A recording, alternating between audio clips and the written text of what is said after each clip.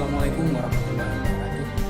Selamat datang kembali di kelas Statistik bersama saya Arif Bima Johan.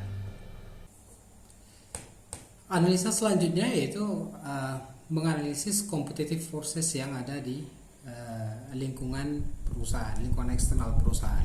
Sebagaimana tadi sudah saya sampaikan bahwa competitive forces ini adalah lingkungan industri. Apa itu lingkungan industri? Itu lingkungan yang berada di luar perusahaan tapi sangat dekat, sehingga perubahan-perubahan pada industri itu berdampak langsung terhadap perusahaan. Nah, industri mungkin secara umum kita mendefinisikan industri sebagai kumpulan perusahaan-perusahaan sejenis ya. Itu disebut dengan industri. Jadi industri perbankan misalnya. Jadi ada di industri perbankan ada Bank Nagari, ada Bank Mandiri, ada BNI, ada PTN, itu industri perbankan. Tapi yang dimaksud dengan lingkungan industri adalah lingkungan-lingkungan di mana lingkungan tersebut saling berinteraksi satu dengan yang lain dan langsung mempengaruhi perusahaan. Perubahan-perubahan pada lingkungan ini langsung mempengaruhi perusahaan. Lingkungan di mana mereka saling berinteraksi satu dengan yang lain dan interaksi dengan close relationship, jadi dengan sangat erat hubungannya.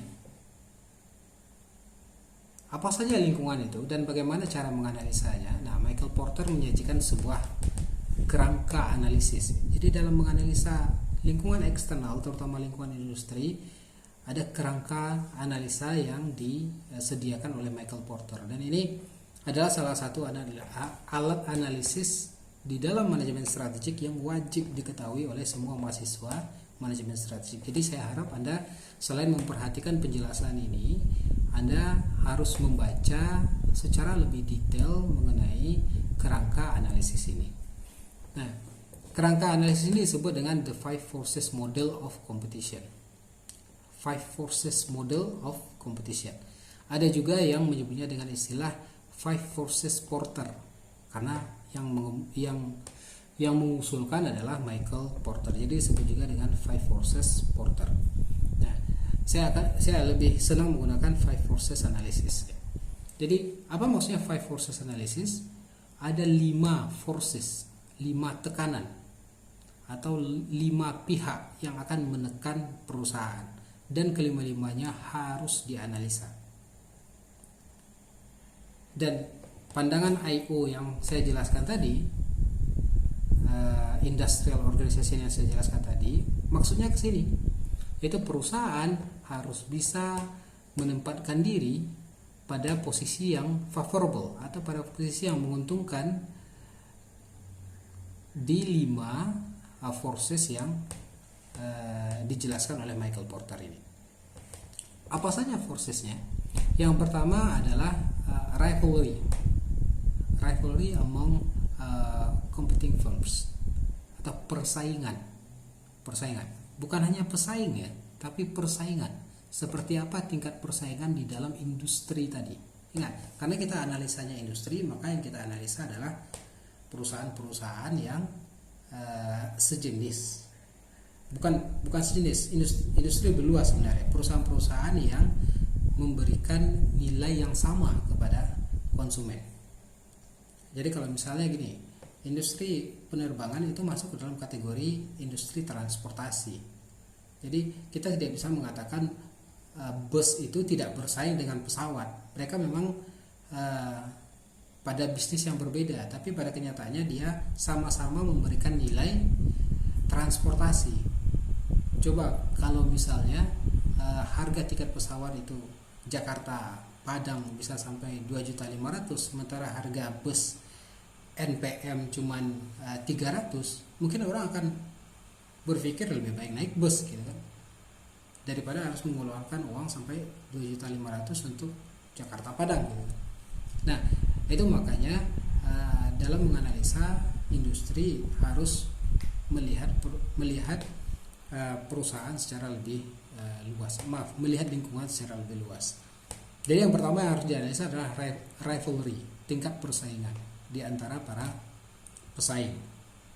Jadi siapa saja yang bermain pada industri tadi itu harus dianalisis oleh perusahaan. Nah, positioningnya seperti apa? Seperti apa perusahaan bisa membedakan diri dalam posisi yang menguntungkan dibanding para pesaing tadi.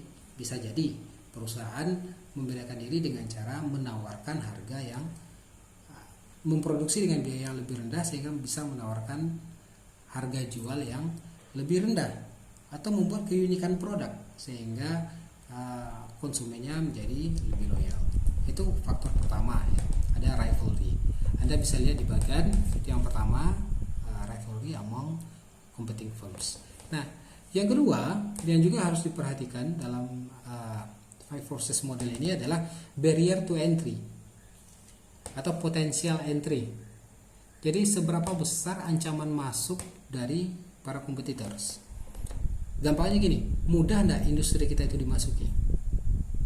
Nah, kalau misalnya industri kita itu mudah untuk dimasuki, maka kemungkinan besar nanti tingkat persaingannya juga akan tinggi.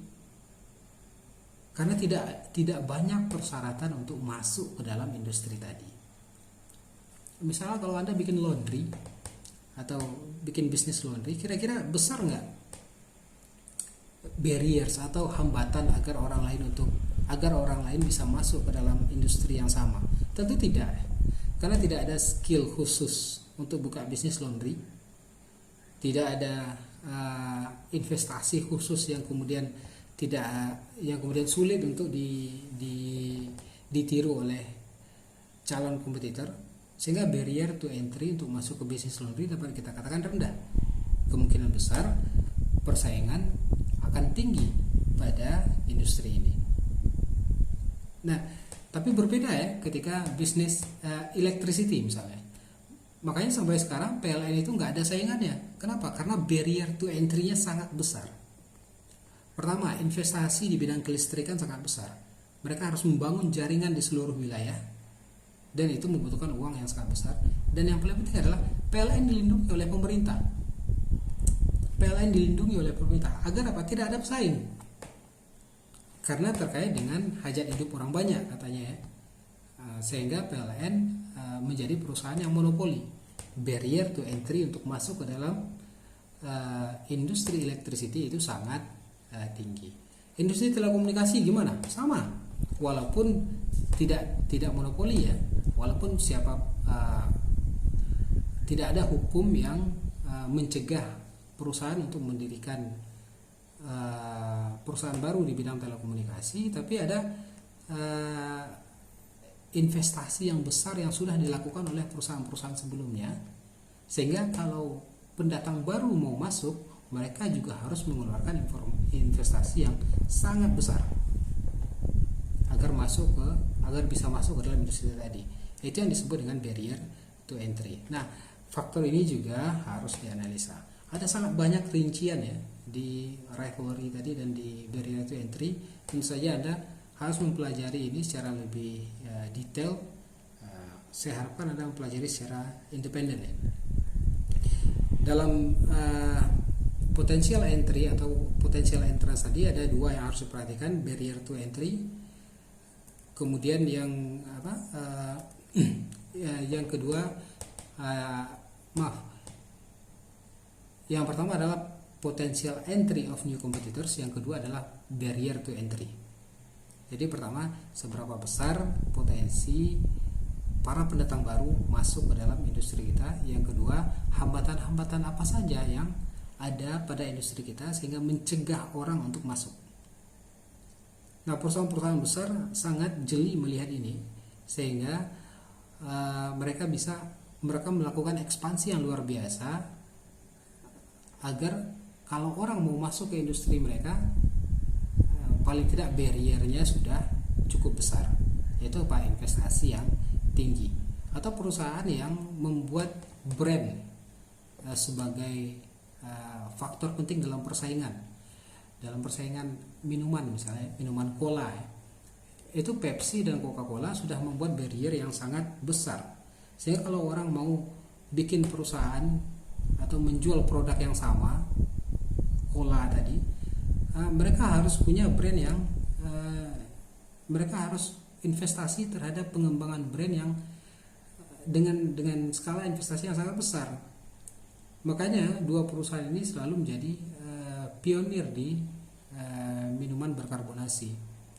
Ada Big Cola, tapi kan nggak terlalu signifikan kemampuan mereka untuk bersaing dengan dua perusahaan Pepsi dan Coca-Cola tadi. Kenapa? Karena barrier to entry-nya sudah sangat tinggi. Nah, selain itu di Five Force model itu juga memperhatikan produk substitusi. Yaitu seperti apa ancaman produk substitusi terhadap produk yang kita jual. Ingat, produk substitusi adalah produk yang berbeda dengan produk kita tapi menawarkan nilai yang sama. Seperti contoh saya tadi, perusahaan bus itu adalah substitusinya dari perusahaan penerbangan, karena nilai yang ditawarkan sama, yaitu mengantarkan dari A ke B. Sehingga produk substitusi harus diperhatikan. Jangan sampai sibuk memperhatikan perusahaan yang sejenis, melupakan perusahaan yang berbeda jenisnya tapi nilai yang ditawarkannya sama. Nah, seperti dulu di awal-awal Gojek berdiri, itu Bluebird mungkin tidak terlalu memperhatikan karena menganggap bahwa mereka bukan perusahaan, mereka bukan pesaing secara langsung, karena hanya fokus kepada ojek ya.